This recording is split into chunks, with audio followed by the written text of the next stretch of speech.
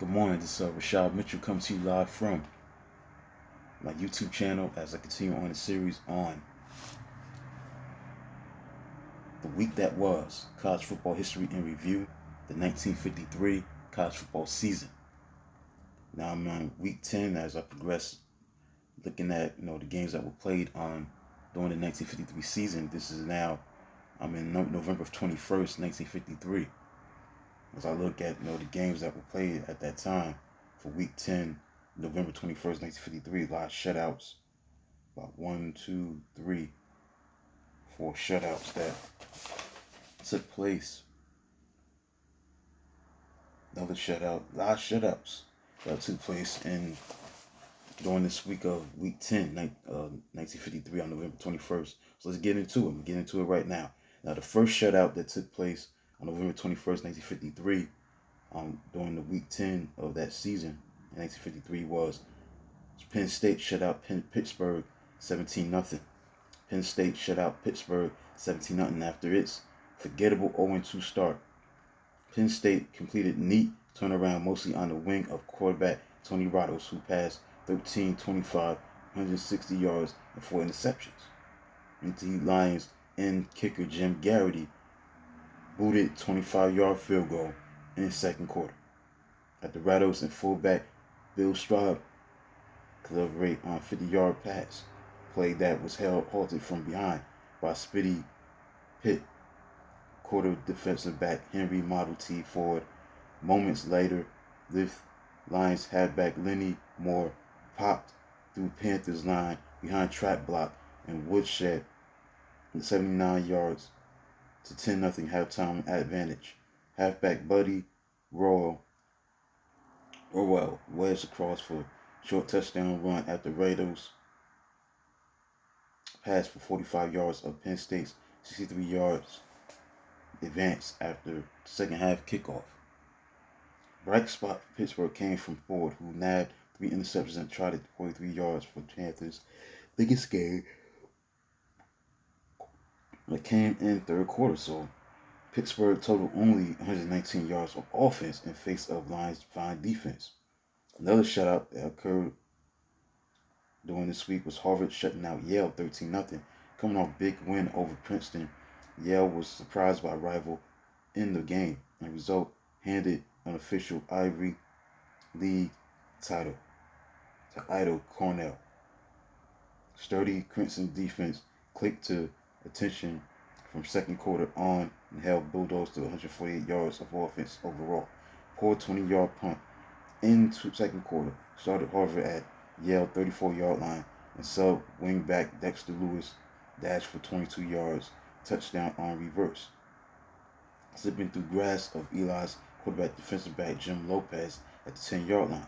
So tailback Dick Clasby and fullback John Culver shared Crimson rushing duties with 5 runs each on 10-play, 85-yard touchdown drive in third quarter.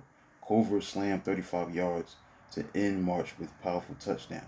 Yale went 60 yards to Harvard 6-yard line in third quarter, but was halted on downs.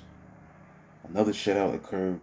Maryland shutting out Alabama 21-0 as undefeated Terrapins completed the 6th shutout of the year during 1953 as halfback Check the Jet Hanolak improved nation's best per carry average to 9.8 yards with 132 yards rushing on 10 carries, including an 81-yard touchdown run.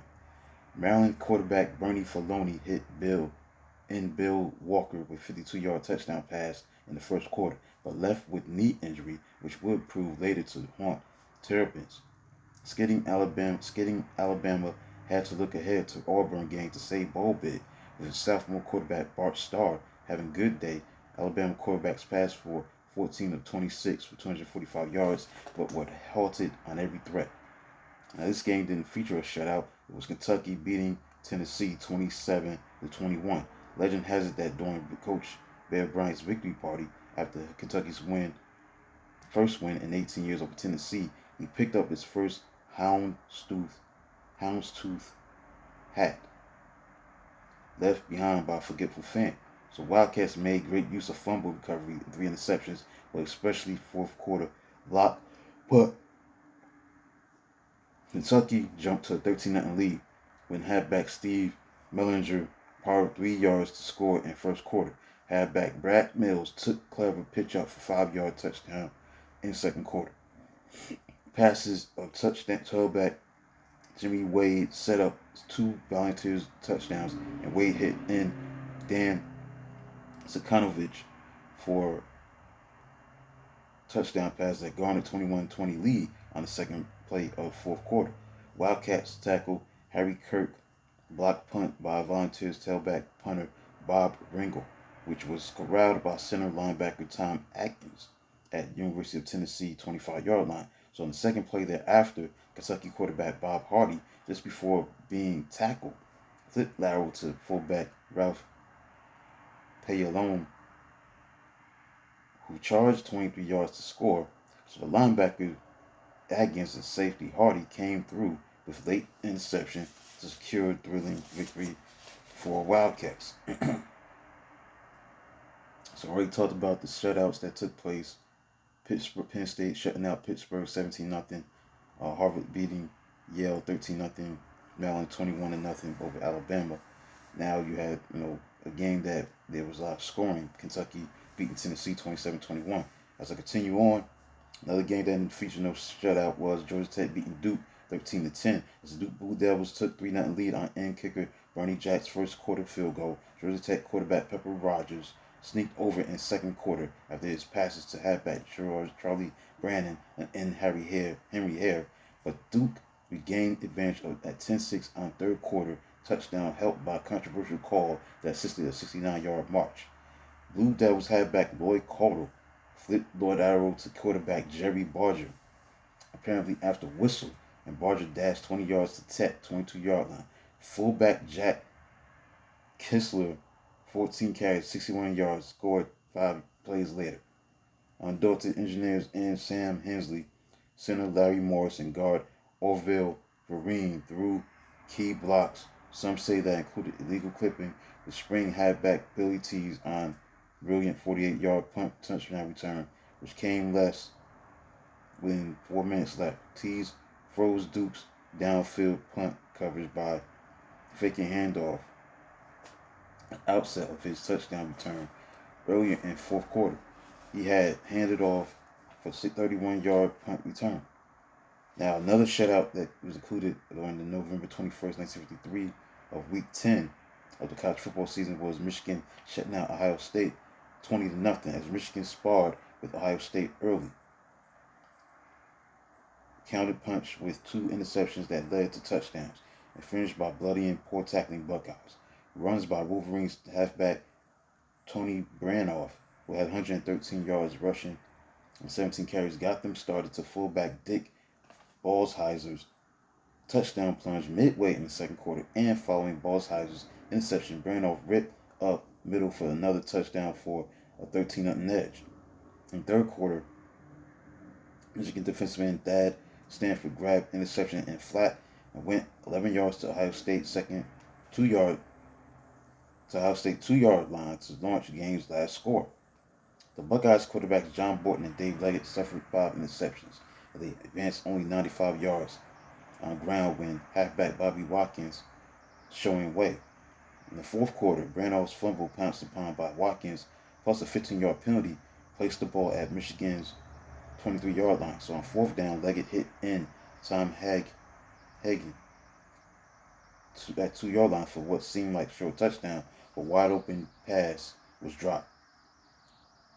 The next game that didn't have a shutout was Illinois beating Northwestern 39-14, while Michigan State overcame Marquette's 15-14 third quarter lead to win 21-15 at East Lansing. Illinois tied for Big Ten title as fullback Ken Miller ran for 2 touchdowns, caught 46-yard touchdown pass. Well, quarterback Ellery Falkenstein and charged 39 yards to set up another score. Witnessing 453-yard cellar dwelling Wildcats were able to march 58 yards with second half cook-off to halfback Jim Troglio. Touchdown. Initial Rose Bowl poll of conference athletic directors were deadlocked. but secret ballot ultimately sent Michigan State to Pasadena. So Illini winners 2 years prior would not qualify again for Rose Bowl for another 11 seasons. Deadlock tie was the end result between Minnesota and Wisconsin, ended in a tie, 21-21. As impulsive Gophers knocked Wisconsin from three-way share of the Big Ten crown, so Minnesota scored first time it had the ball, going 77 yards to tailback Paul Gill's 2-yard touchdown run after his short pass to quarterback Gino Cappelletti was lugged 44 yards to 2-yard line. Wisconsin quarterback Jim Miller thrilled chill crowd with 24 yards touchdown pass to end Noah Esser, 54-yard touchdown pass to halfback Jerry Witt, latter for 14-7 Badgers lead on last play before halftime. Golden Gophers knotted it 14-14, 5 minutes into the third quarter.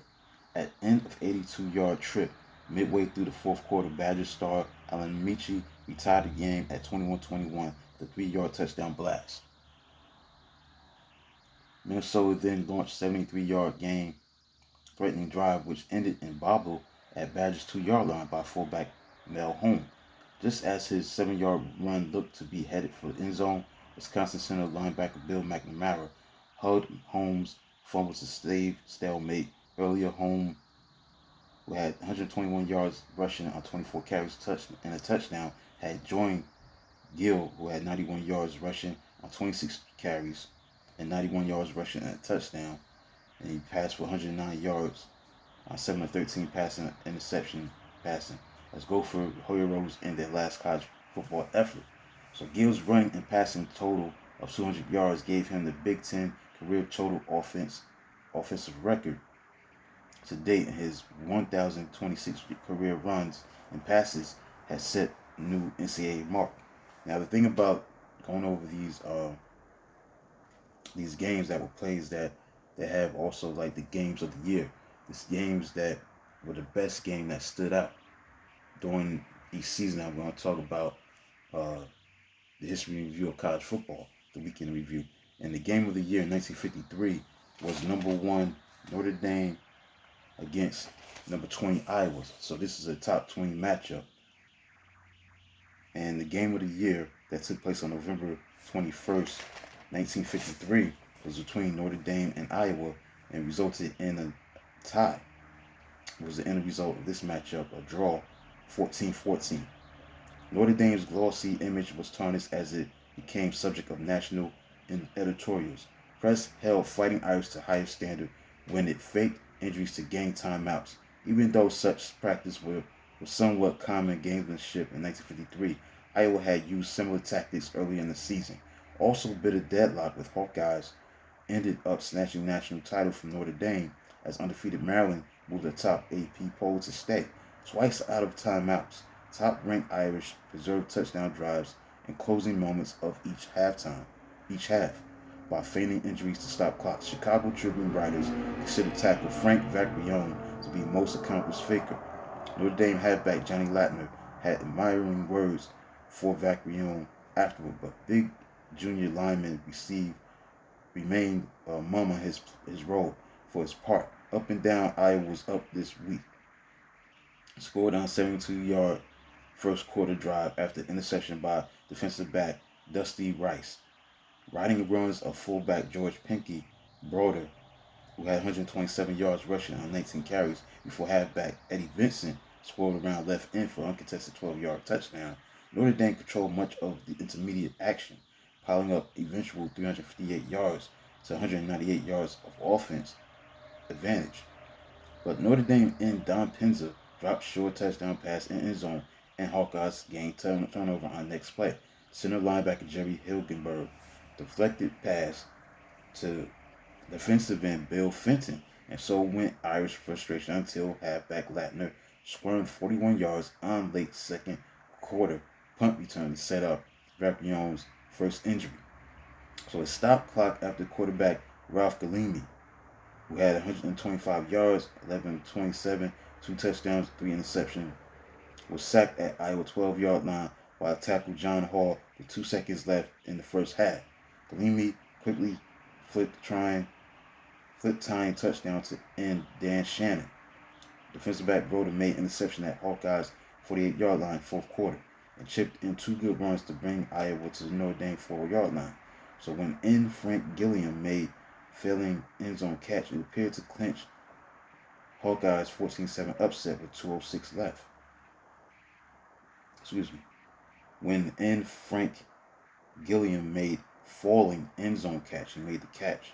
It appeared to clinch Hawkeyes 14-7 upset with 2:06 to go in the game. But Latner caught 3 passes as prelude to move to more Irish feinting with 6 seconds on the clock. Galimi moved left before throwing back to right side of the end zone to connect for the second time to end Dan Shannon for the touchdown. Fullback kicker Don Schaefer's kick tied it before clock expired on ensuing kickoff. Next, Rice beat Texas Christian 19-6 as the edgy Rice blundered pair of early scoring chances and saw Texas Christian tally on quarterback Ray McCown's switch to single wing tailback for 1-yard power touchdown run early in the second quarter. It came after Horned Frogs defensive tackle R.C. Harris fumbled recovery at Al's 39-yard line, clipping penalty on punt return soon buried TCU at its 1-yard line, and Rice set up at Frogs' 36-yard line after receipt of return punt. Halfback Horton Necessiter shot across from 7-yard line for Owls touchdown, and quarterback kicker Leroy Pinstamaker kick was true for 7-6 halftime lead.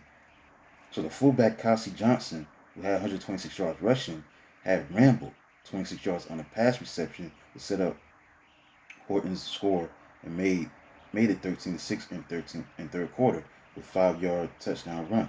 So in the fourth quarter, Rice halfback Dickie Mogul followed halfback Gordon Kellogg's 43-yard sweep, left with 14-yard touchdown sweep in other direction to wrap up the 19-6 win and 3-way tie with Baylor and Texas for the Southwest Conference lead.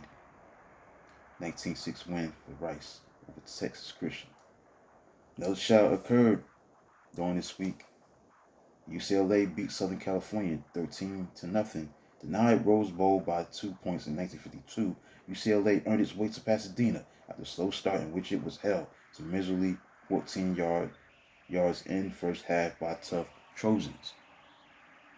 Southern California created its lone threat on first snap of the second quarter as defensive end Leon Clark pass rush Bruins tailback Paul Cameron to create fumble at Bruins 40-yard line. Tailback Aramis Diandoy swept 23 yards on next play, but USC was halted at 8-yard line amidst fullback attempt, going nowhere after UCLA's blocking back linebacker Don Foster's fumble recovery at USC 29-yard line. Bruins punted deep, and Troy was pinned at its 1-yard line because of clipping penalty on return. On Troy's punt out of trouble, UCLA used wingback Wilt Davis' 30-yard return on which he quickly stepped aside from a pair of close-in punt coverers to set up fullback Bob Davenport's second quarter touchdown on 1-yard dive. Bruins exploded with 236 yards rushing in second half for game-end total of 250 yards, keyed by Cameron's 18 carries for 54 yards and Davenport's 56 yards rushing on 14 carries. Southern California managed only 71 yards rushing for the game, and its previously stout defense couldn't stop 42-yard march to Cameron's 6-yard touchdown run in the middle of the fourth quarter. Another tie took place, and that's another thing when you look at this week that was on November 21st, 1953. Not only did you have like several shutouts, you also had a lot of few ties that in a draw. You had that, and this one was another one. Example: Stanford and California ended in a draw, 21-21, as the Golden Bears, who had not lost to Stanford since 1946 at the time, gleefully grabbed 5 interceptions of Indian star quarterback Bobby Garrett. to power second half comeback. So deadlock played before 92,500 split school partisans kept Indians out of Rose Bowl. Garrett tied it 7-7 in second quarter with 4-yard touchdown pass to end Sam Morley, who threaded three through pack of Bears to give Morley's nation's pass receiving lead. So defensive back Garrett made interception to set stage for his 56-yard touchdown run, which gave Stanford 21-7 lead in the third quarter. Cal quarterback Paul Lawson, who gained 214 yards to steal the nation's total offensive crown from Garrett in the season finale, sparked the Bears' rally by scoring on an 18-yard run behind block of halfback Paul Norris late in the third quarter. So when center linebacker Matt Hazelton fell on fumble in fourth quarter, it launched the Californians' 54-yard tying drive. So with 4 minutes to go, Bear captains combined on touchdown with little halfback Al Talley went off his 5-yard off block of big left tackle Tom Dutton. Another shutout was included in this game between Oregon and Oregon State, the Battle of Oregon, where Oregon State beat Oregon 7-0 as the sturdy Beavers ignored strong southerly breeze and increasing rain to play ball control. Oregon State's line, led by center Joe Fowler, guard Bill Johnson, tackle Howard Butenbach, and end West Indiger, pushed back Oregon for Korean War veteran halfback Ralph Carr to make key runs. Game's only touchdown came on Ducks' aerial misadventure late in the first quarter. Oregon's adaptable star quarterback George Shaw moved to halfback, as was his occasional mode of operation. Went out in flat for pass from backup quarterback Barney Holland. Holland rifled throw that bounced off Shaw's chest right into the arms of Oregon State fullback linebacker Tommy Little, who slid 30 yards for unmolested touchdown to follow in footsteps of his father Frank Little, who scored key touchdown 23 years earlier to beat Oregon 15-0. Finally, on this week that was of Week 10, November 21st, 1953, was the Battle of Washington. Washington State against Washington, as Washington State beat Washington 25-20. Sophomore quarterback Frank Sarno, distant import from Somerville, Massachusetts, put charge in underdog Cougars to lead the upset over Washington on Husky's soggy homecoming. Sarno pitched touchdown pass to halfback Wayne Berry to pull Cougars within 20-19 in the third quarter after fullback Chuck Bacall provided power runs on a 60-yard drive. At vital moment in the fourth quarter, Sarno had 2 fumble recoveries, fell on punt, blocked by Washington State tackle Tom Gennari on Washington 4-yard line. So Bacall slammed over on next play for winning score at 25-20. Berry and Sarno had tallied Wazoo's pair of touchdowns in opening 10 minutes, but Berry went out injured for most second quarter and start third quarter. In spirited Berry's absence, Huskies had rallied for tying 13 points in second quarter on halfback Corky Ridge's 17 and 7-yard sweeps. In the early third quarter, Washington went ahead 20-13 on quarterback Sandy Letterman. Pitched 17-yard touchdown to big end George Black.